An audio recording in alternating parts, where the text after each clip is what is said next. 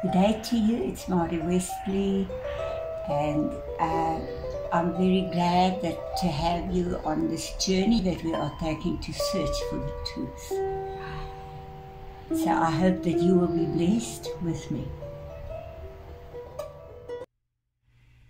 Good day to you, it's Marty Westley, and I'm back again, and we're going to do the Samaritan women and the olive tree of Israel.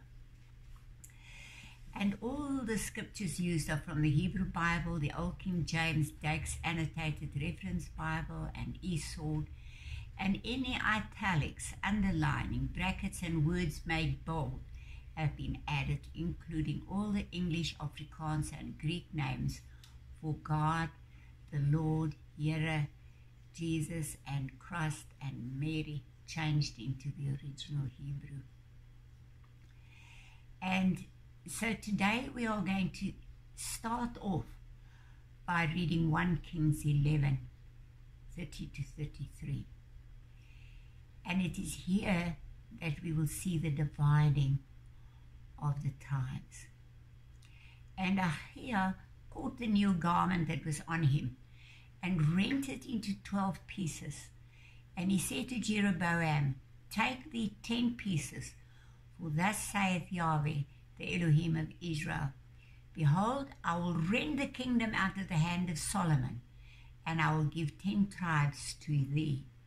But he shall have 1 tribe," and that of course was Benjamin, "for my servant David's sake, and for Jerusalem's sake, the city which I have chosen out of all the tribes of Israel.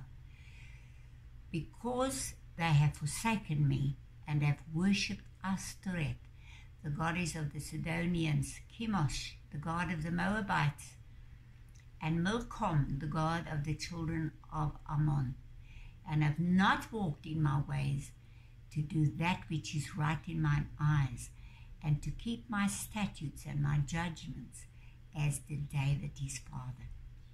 Howbeit I will not take the whole kingdom out of his hand, but I will make him prince all the days of his life, for David my servant's sake, whom I chose, because he kept my commandments and my statutes. But I will take the kingdom out of his son's hand, and will give it unto you, even 10 tribes, and unto his son will I give 1 tribe, that David my servant may have a light always before me in Jerusalem, the city which I have chosen me to put my name there." So here we have the division of Israel as a nation, becoming 2 houses. The house of Israel, the 10 tribes, also called Ephraim, and the house of Judah, with 1 tribe added, the tribe of Benjamin. And here Yahweh says he will give the 10 tribes the kingdom. Genesis 49, 2 verse 4 says, "Gather yourselves together, and hear, ye sons of Jacob, and hearken unto Israel your father. Reuben, thou art my firstborn, my might, and the beginning of my strength, the excellency of dignity, and the excellency of power. Unstable as water, thou shalt not excel, because thou went up to thy father's bed, and then defilest thou it. You went up to my couch." You know, you find many of that in the world today, but I thought it was too terrible. 1 Chronicles 5, 1 to 2 says, "Now the sons of Reuben, the firstborn of Israel, for he was the firstborn, but for as much as he defiled his father's bed, his birthright was given unto the sons of Joseph, the son of Israel. And the genealogy is not to be reckoned after the birthright. For Judah prevailed above his brethren, and of him came the chief ruler, but the birthright was Joseph's." We are going back into the life of Joseph to Genesis 37. He was the firstborn of Rachel and Jacob. Jacob had such an intense love for her, and Rachel was his right hand in everything they did, and all their other children were jealous of Joseph, because to him was given the firstborn rights. He was given the multicolored robe to wear. After Reuben, the firstborn of Leah, defiled his father's bed, to him was given the firstborn rights. Firstborn was to rule the tribe, to be like a priest in the home. To Joseph was given the multicolored coat to wear, and the other brothers hated him. What made it worse were the dreams he had about all of them, including his parents bowing down before him. One day he would rule over them. These are the dreams that he interpreted. And so Joseph means Yahweh is added, and the root Yasaf means to increase more and more. And so one day when he was sent by their father to take food for them at Shechem, they grabbed him and he was sold as a slave into Egypt. They took his coat and dipped it into the blood of an animal to show their father that the son he favored was killed by a wild animal. And Joseph spent 13 long years in prison for things that he was unjustly accused of. And he was 30 years old when he stood before Pharaoh, king of Egypt, because he had a dream to interpret. No one else could interpret this dream until Joseph did with Yahweh's help. Joseph, through this, became the vice-regent to Pharaoh through 7 years of plenty and 7 years of famine, brilliantly organizing everything to have enough to live and have enough even to sell. And all the surrounding countries went to buy food from Egypt. And eventually, Jacob had to send his sons to Egypt to buy food. And so we know the story, how eventually the whole story unfolded, and they fell on their knees before Joseph, asking forgiveness. The result was that the whole clan came to live in Goshen, the best portion of shepherding land in Egypt. So Genesis 41:50 to 52 says, "And unto Joseph were born 2 sons, before the years of famine came, which Asenath, the daughter of Potiphera, priest of On, bare unto him. And Joseph called the name of the firstborn Manasseh. For Elohim, said he, had made me forget all my toil and all my father's house. And the name of the second son was called Ephraim, for Elohim hath caused me to be fruitful in the land of my affliction." And Ephraim is called, Ephraim interpreted means double fruit. So you can see with all the words that God is speaking here, how the story unfolds and how we fit in with that. Double fruit. Remember, we as the church are chosen as first fruits. First fruit is like the best fruit on the market. This is who we are.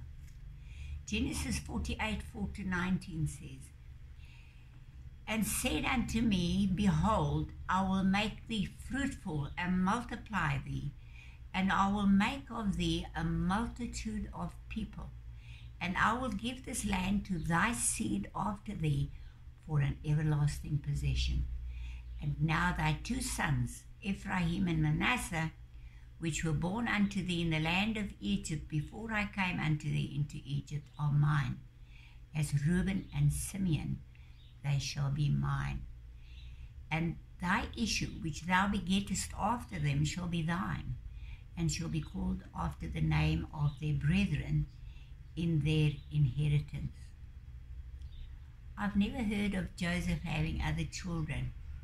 He could have had, but these 2 were added to the tribes of Jacob. And as for me, when I came from Padan, Rachel died by me in the land of Canaan in the way, when yet there was but a little way to come unto Ephrath. And I buried her there in the way of Ephrath. The same is Bethlehem or Bethlehem. And Israel beheld Joseph's sons and said, Who are these? And Joseph said unto his father, They are my sons, whom Elohim hath given me in this place. And he said, Bring them, I pray thee, unto me, and I will bless them. Now the eyes of Israel were dim for age, and so that he could not see. And he brought them near unto him, and he kissed them, and embraced them. And Israel said unto Joseph, I had not thought to see thy face, and lo, Elohim hath showed me also thy seed. And Joseph brought them out from between his knees. In the Middle East, this is an act of adoption. And he bowed himself with his face to the earth. And Joseph took them both, Ephraim in his right hand towards Israel's left hand, and Manasseh in his left hand toward Israel's right hand, and brought them near unto him. Why did he do that? Because Manasseh was the firstborn, and Ephraim was the secondborn. And Israel stretched out his right hand and laid it upon Ephraim's head, who was the younger, and his left hand upon Manasseh's head, guiding his hands wittingly, for Manasseh was the firstborn. And he blessed Joseph and said, Elohim, before whom my father Abraham and Isaac did walk, the God or the Elohim which fed me all my life long unto this day, the angel which redeemed me from all evil, bless the lands, and let my name be named on them, and the name of my fathers Abraham and Yitzchak or Isaac, and let them grow into a multitude in the midst of the earth. And when Joseph saw that his father laid his right hand upon the head of Ephraim, it displeased him. And he held up his father's hand to remove it from Ephraim's head unto Manasseh's head. And Joseph said unto his father, Not so, my father, for this is the firstborn. Put thy right hand upon his head. And his father refused and said, I know it, my son, I know it. He also shall become a people, and he also shall be great. But truly his younger brother shall be greater than he, and his seed shall become a multitude of nations. They will become the fullness of the nations. Milo HaGoyim. That's what the fullness of the nations mean. Later, his sons Ephraim and Manasseh also assimilated into pagan society and became Gentiles. Their offspring to be restored one day to the commonwealth of Israel as a nation, through first the son, Yisrael Yeshua, then to Israel the land, and the house of Judah. Let's go to the blessings spoken over Joseph and his seed in Genesis 49, 22 to 26. Joseph is a fruitful bough, even a fruitful bough by a well, whose branches run over the wall. His descendants will run over the wall. It means sure, to become wild by nature, to travel about as a harlot or a merchant. So the seed of Joseph, called Ephraim, or house of Israel, became the degenerate plant or the wild olive tree that was grafted into the good olive tree of Israel, eventually in the renewed covenant in Romans 11. Genesis 49, 23 to 26 says, The archers have sorely grieved him, and shot at him, and hated him.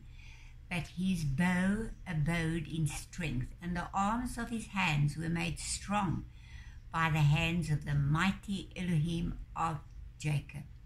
From thence is the shepherd the stone of Israel.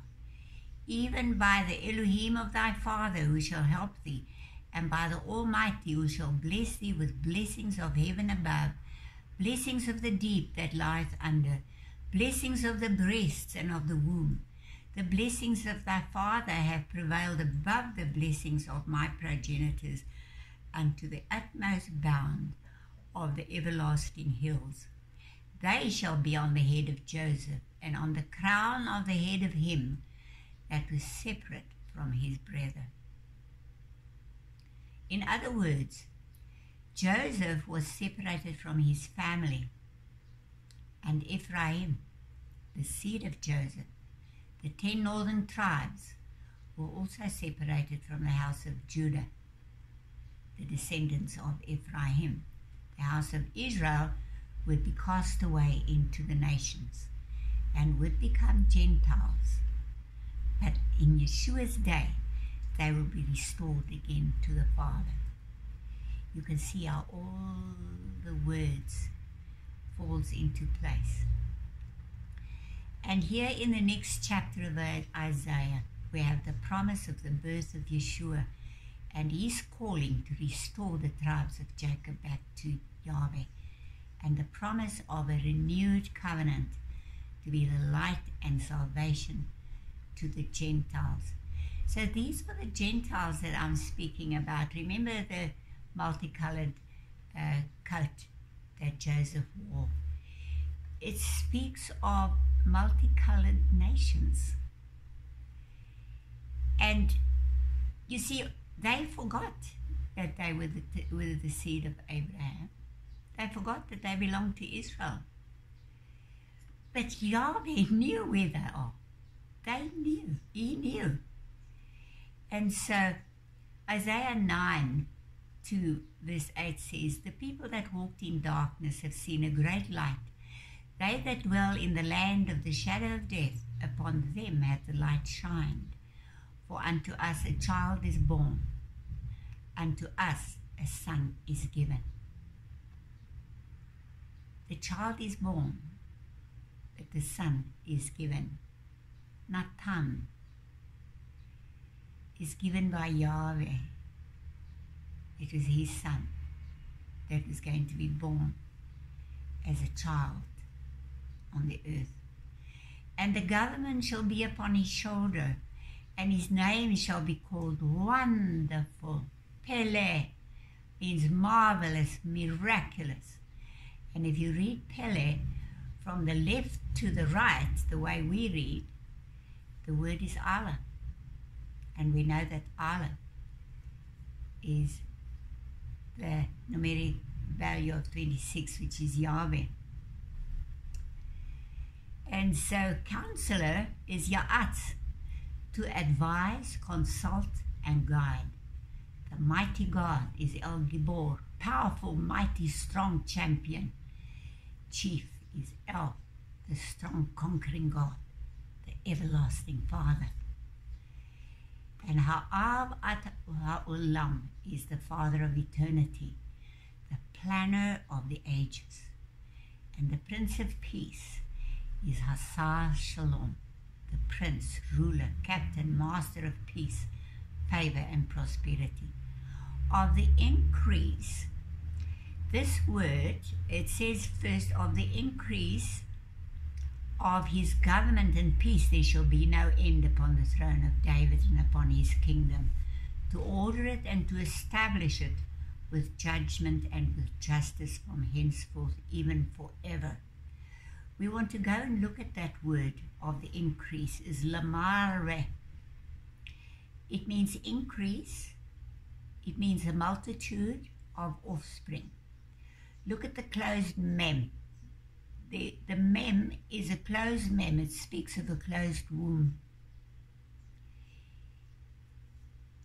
And normally that mem as a closed letter will be at the end of a word. And the other mem is an open mem that you will find in the beginning. So this should have been an open mem. So lemarve may increase multitude offspring. And so the closed womb speaks of a virgin birth. of his government and peace. There shall be no end upon the throne of David and upon his kingdom, to order it, to establish it with judgment, with justice from henceforth then forever. And then it says, the zeal of Yahweh of hosts will perform this. Yahweh sent a word into Jacob, and it hath lighted upon Israel, because Israel is the nation that he chose for himself. Sent is shalach, and it means like a missile that cannot miss its mark. And where it lands, it will bring forth a growth like a branch, Natsar. Matthew 2:23 says, and he came and dwelt in a city called Nazareth,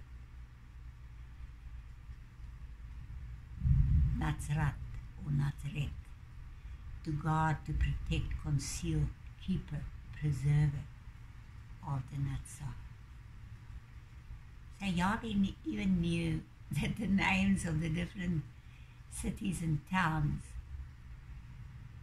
will also speak, some of it will speak of Yeshua.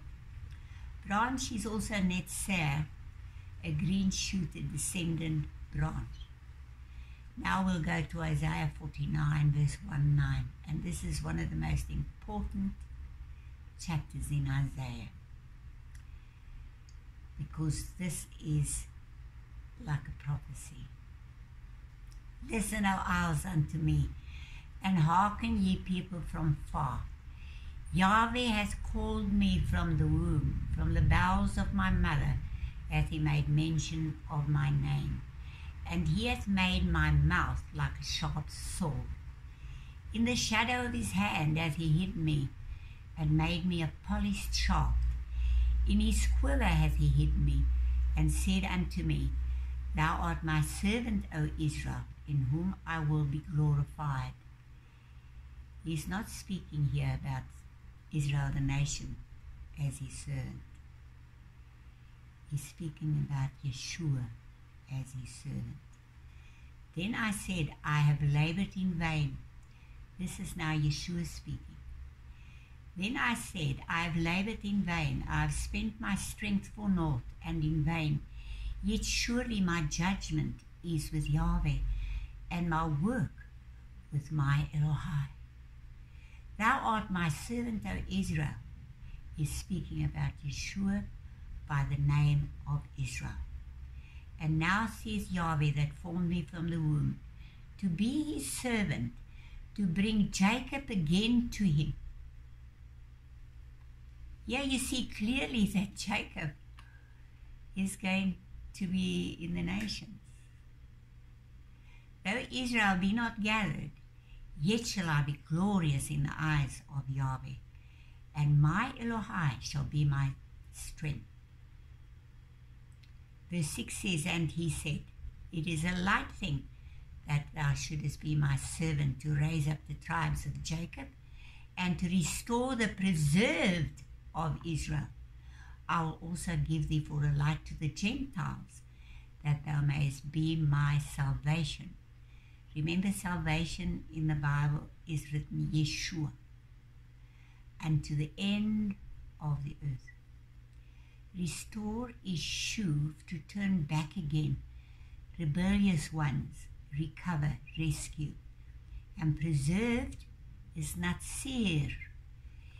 It means hidden ones, concealed ones.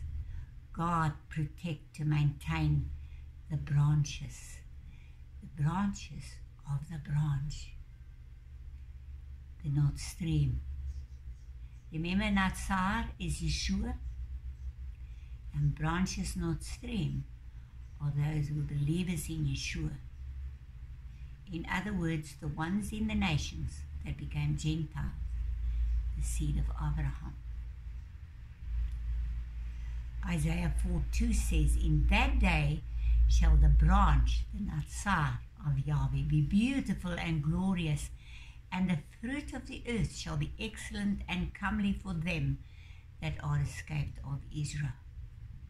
Isaiah 11:1-5 says, and there shall come forth a rod out of the stem of Jesse, and a branch shall grow out of his roots. And rod is choter, and it means a twig, a branch, or a shoot sprouting out of the root of a seemingly dead, fallen tree, out of the stock of Jesse. A branch shall grow out of his roots. So here we have branch again as Natsar, or Netzer, a green shoot, a descendant. And verse 2 says, and the Spirit of Yahweh shall rest upon him, the Spirit of wisdom and understanding, the Spirit of counsel and might, the Spirit of knowledge and of the fear of Yahweh. And he shall make him of quick understanding in the fear of Yahweh. And he shall not judge after the sight of his eyes, neither reprove after the hearing of his ears, but with righteousness shall he judge the poor, and reprove with equity for the meek of the earth. And he shall smite the earth with the rod of his mouth, and with the breath of his lips shall he slay the wicked. And righteousness shall be the girdle of his loins, and faithfulness the girdle of his reins. Now John 4 verse 4 to 5 says, and he, Yeshua, needs to go through Samaria. Then cometh he to a city of Samaria, which is called Sychar, near to the parcel of ground Jacob gave to his son Joseph. Samaria is actually called Shomron, and it means watch station. Samaria was the capital of the kingdom in the north. Here it is referred to again as part of the kingdom of Israel under Hamashiach. This is evidence that all 13 tribes will be gathered from the nations to become one nation again, eternally. Now, who was the 13th tribe? Because Manasseh joined in with Ephraim. So it was Manasseh and Ephraim. Ephraim is the 13th tribe that was added back onto Israel. That's us. Oh, hallelujah. Sychar in Greek is Suchar, and it means a place of drunkenness, a name of reproach. And Charpa means shame and rebuke.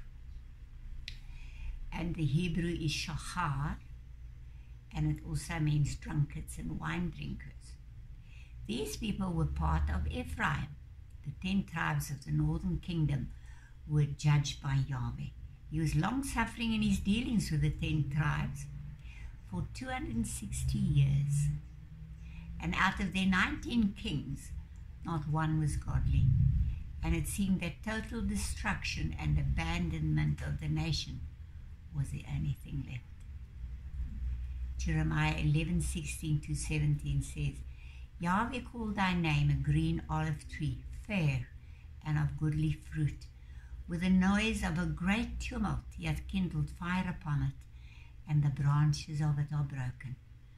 For Yahweh of hosts that planted thee hath pronounced evil against thee, for the evil of the house of Israel and of the house of Judah, which they have done against themselves, to provoke me to anger in offering incense to Baal. Now the house of Israel were broken off because of unbelief. They promised Yahweh that they will be his people, but they just adulterated themselves with all the other gods of the nations. And the house of Judah went and did the same thing. But he was not broken off. He was not divorced like the house of Israel, because of the promise Yahweh made with David, that there will always be someone of the seed of David on the throne of Yahweh. So when you look at the old olive trees in Gethsemane, you see these old trees, thousands of years old, half dead, but underneath the gnarled bark, there are still signs of life, because from its dying old bodies, branches continue to spring forth every season, bearing fruit. The olive tree is also like a woman. It carries its fruit for 9 months and is a picture of eternal life. And so the olive tree, which is the first tree recorded after the flood, is a picture of redemption. Genesis 8:10 to 11 says, He, Noah, waited 7 days more and again sent the dove out from the ark. And in the evening the dove came back to him, and there in its bill was a plucked off olive leaf. So Noah knew that the waters had lessened on the earth. We as believers in Yeshua are taught that the Torah and the first covenant is old and decayed. I explained all that in the tabernacle of Moses. The new branches of the wild olive tree that was grafted into the good olive tree of Israel is the true religion. So you can say that the old trunk was dead and all life passed into the new branches. Now look carefully and you can see that the new branches have no roots except those of the old trunk. I painted the good olive tree of Israel in 1983. The old covenant and the Torah are compared to an old woman, strong, unyielding, and immortal, with the renewed covenant church revealed as a young, beautiful woman, arms outstretched upwards, always praising. Then I painted the renewed covenant branch, Yeshua, the root of King David, growing out of the old olive tree of Israel, with the believers in him grafted into Yeshua himself. Now I want you to remember this, grafted into Yeshua himself. They are full of vitality, and every believer has a personal relationship with her Maker. But it was only during these final few months of my 4 years of lockdown with Elohim, when I prepared this particular lecture, that I looked at a photo again of the painting of the Tree of Life. A small picture, insignificant picture, but also hangs in Jerusalem. And then I saw that Elohim had actually inspired me to paint the revelation of the church revealed within the first covenant in 1983, but I didn't see it then. I only discovered it the last of the 4 months here. And it shows how the church is actually grafted into Yeshua, the root of David, because it's only in him that we can bring forth fruit. The painting shows how we, the church, representing the renewed covenant, was attached to the root of David at the base of the Torah and the old covenant. I only saw the church revealed in the tabernacle of Moses lately. So, praise Yahweh, because he gave me the real thing when I didn't even know about the real thing. The old trunk seems to be like an unyielding religion with many rigid rules that were added by the rabbis, and when they interpreted the Torah, the Talmud, the Gemara, etc. The Torah taught Israel to live together in a society, even in the ghettos. They worked out the principles whereby they could live together. The young church started off very well, sharing the love of Elohim, their substance, etc. But today there seems to be a great falling away of the true teaching of the Word. And so now I'll ask you to go with me to the renewed covenant scriptures to see what happened to the sons of Joseph, who became the wild olive branches. Romans 11:132 says, I say then, hath Elohim cast away his people? Elohim forbid. For I also am an Israelite of the seed of Abraham, of the tribe of Benjamin. Elohim has not cast away his people which he foreknew. Wot you not what the scripture or the Torah says of Elias? He's speaking here about Elijah, how he maketh intercession to Elohim against Israel, saying, Lord, they have killed thy prophets and digged down mine altars, and I am left alone, and they seek my life. But what says the answer of Elohim unto him? I have reserved to myself 7,000 men who have not bowed the knee to the image of Baal. Even so then at this present time also there is a remnant according to the election of grace. And if by grace, then is it no more of works. Otherwise grace is no more grace. But if it be of works, then is it no more grace. Otherwise work is no more work. What then? Israel hath not obtained that which he seeketh for, but the election, the house of Israel, hath obtained it. And the rest were blinded. Speaking about the house of Judah.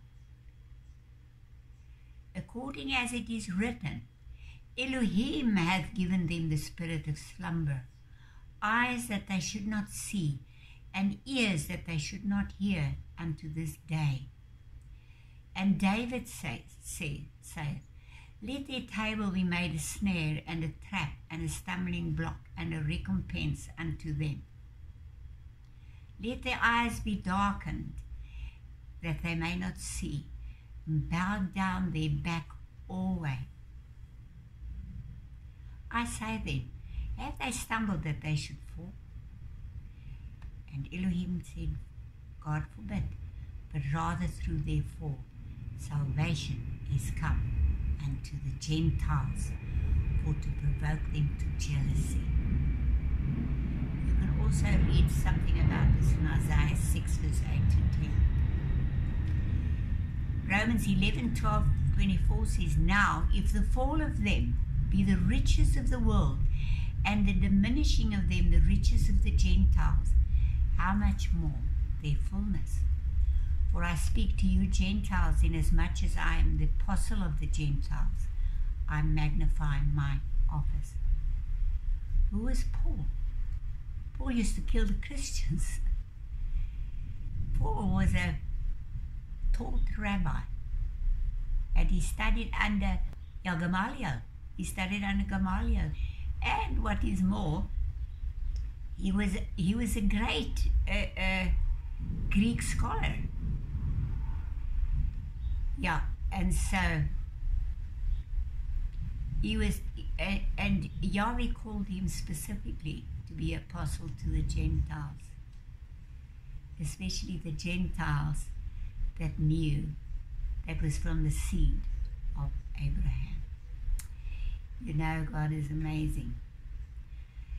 And then he said, I magnify mine office, if by any means I may provoke to emulation them which are my flesh, and might save some of them. For if the casting away of them be the reconciling of the world, what shall the receiving of them be but life from the dead? For if the first fruit be holy, the lump is also holy. And if the root be holy, so are the branches. And if some of the branches be broken off, and thou, remember this is a singular word, being a wild olive tree, were grafted in among them, and with them partakers of the root and fatness of the olive tree. Boast not against the branches, but if thou boast, thou bearest not the root, but the root thee. Thou wilt say then the branches were broken off that I might be grafted in.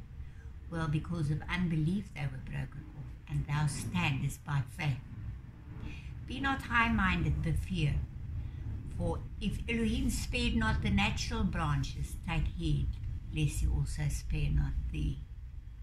Behold therefore the goodness and severity of Elohim on them which fell, severity, but toward thee goodness, if thou continue in his goodness, otherwise thou also shall be cut off.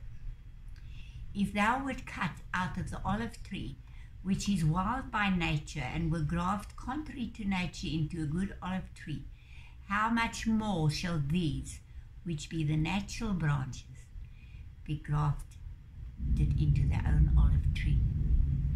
Contrary to nature means that the wild olive tree does not bear fruit.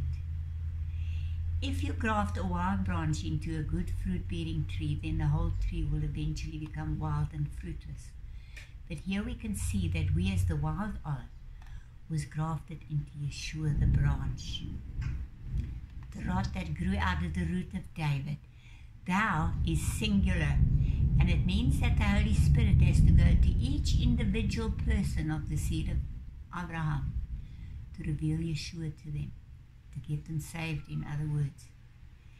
This is where Ezekiel 37 speaks about the house of Israel, that valley of dry bones. Thou, as an individual, you stand by faith in Yeshua. You. Hosea 9:16 says, Ephraim is smitten, their root is dried up, they shall bear no fruit. Hosea 13:1 says, when Ephraim spake trembling, he exalted himself in Israel, but when he offended in Baal, he died. Spiritually, because we are now in Yeshua, we can bring forth fruit. Isn't that amazing? John 15:5-8 says, I am the vine, and you are the branches. He that abides in me, and I in him, the same brings forth much fruit. For without me you can do nothing. If a man abide not in me, he is cast forth as a branch, and is withered. And men gather them, and cast them into the fire, and they are burned. If you abide in me, and my words abide in you, you shall ask what you will, and it shall be done unto you. Herein is my Father glorified, that you bear much fruit, and so shall you be my disciples. Yahweh knew everything. He knew we were chosen in Yeshua from before the foundation of the world. He knew us by name. We could never have remained lost as Abram's seed. Romans 11:25-33 says, For I would not, brethren, that you should be ignorant of this mystery, lest you should be wise in your own conceits, that blindness in part is happened to Israel. That's the Israel today, which is the house of Judah and the tribe of Benjamin added to them. It says, blindness in part has happened to them until the fullness of the Gentiles, the house of Israel, be come in. And so all Israel shall be saved, as it is written, There shall come out of Zion the deliverer, and shall turn away ungodliness from Jacob. Speaking about the house of Judah. And for this is my covenant unto them, when I shall take away these sins. And as concerning the gospel, they are enemies for your sakes. But as touching the election, they are beloved for the Father's sakes. For the gifts and calling of Elohim are without repentance. For as ye in times past have not believed Elohim, yet have now obtained mercy through their unbelief, even so have these now obtained. Have these also now not believed, that through your mercy they also may obtain mercy. What is our mercy? What must we do then for them to be saved? To pray for them. They are our other part. They are the house of Judah. We are the house of Israel. The two must come together again. For Elohim hath concluded them all in unbelief, that he might have mercy upon all. Oh, the depth of the riches, both of the wisdom and knowledge of Elohim. How unsearchable are his judgments and his ways past finding out. I believe that we've got to call it a day, because we're going to have a thunderstorm here.